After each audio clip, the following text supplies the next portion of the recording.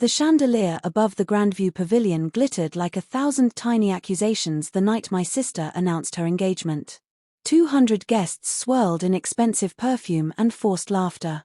Champagne flowed in reckless rivers.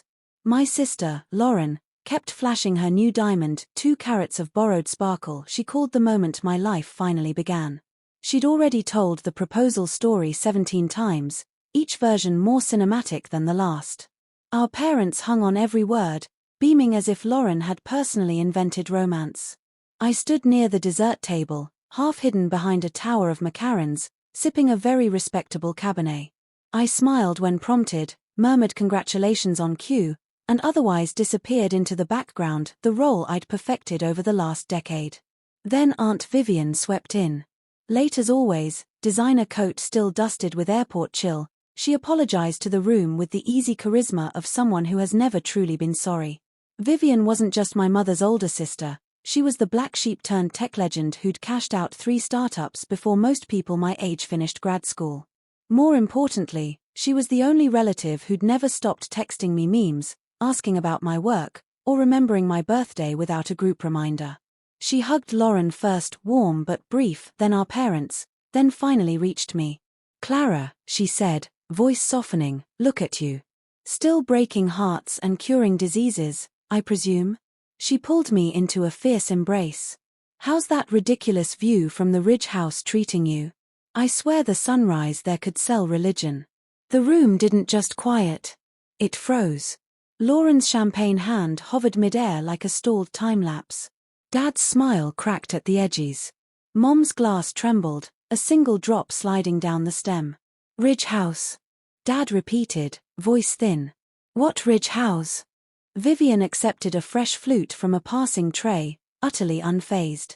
"The 6-bedroom modern on Crestline Ridge.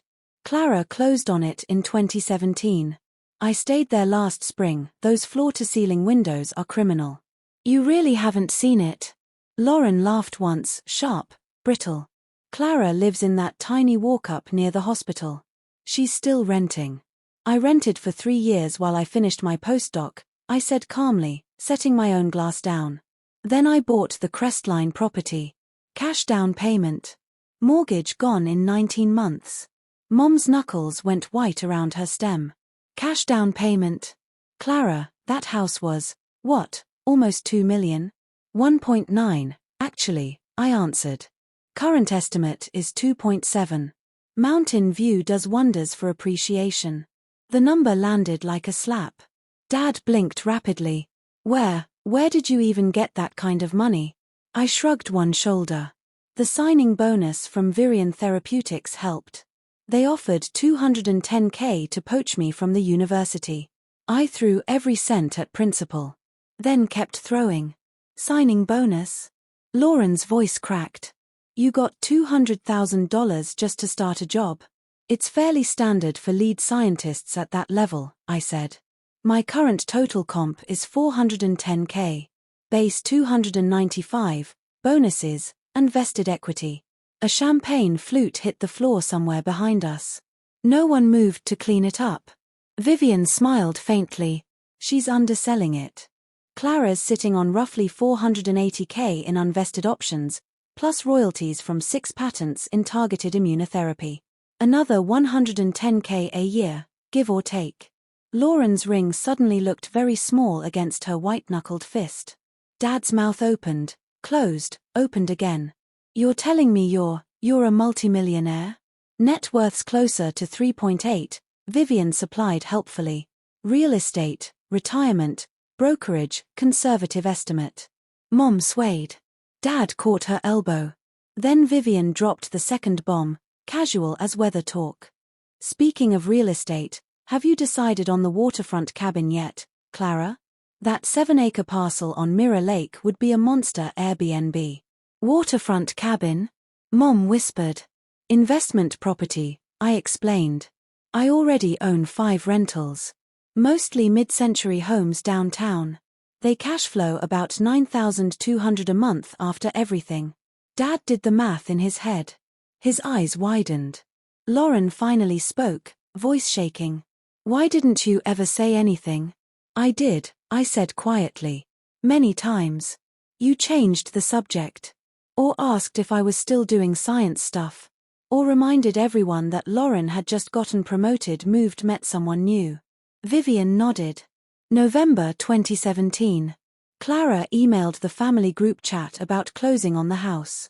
Your dad replied that homeownership was risky in this economy.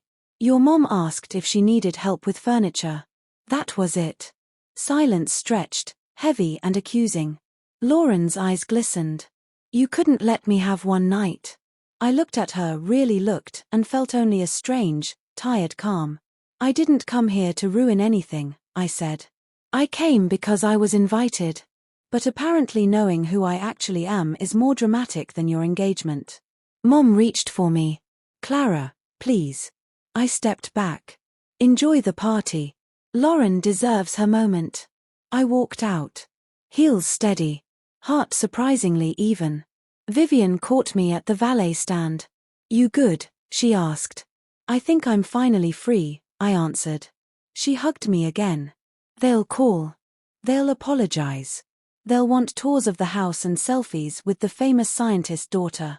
You don't have to answer until you're ready, or ever. I drove home through quiet streets, up the winding road to Crestline Ridge.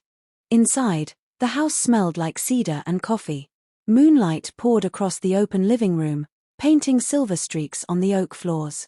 My office-weighted whiteboard still covered in molecular sketches. The view stretched forever, dark mountains, scattered city lights, endless possibility. My phone buzzed. Mom. Dad. Lauren. 3 missed calls, 2 voicemails, 1 text that simply read, I'm sorry. I turned the phone face down on the counter. For the first time in 10 years, the silence wasn't lonely. It was mine. And it sounded like peace.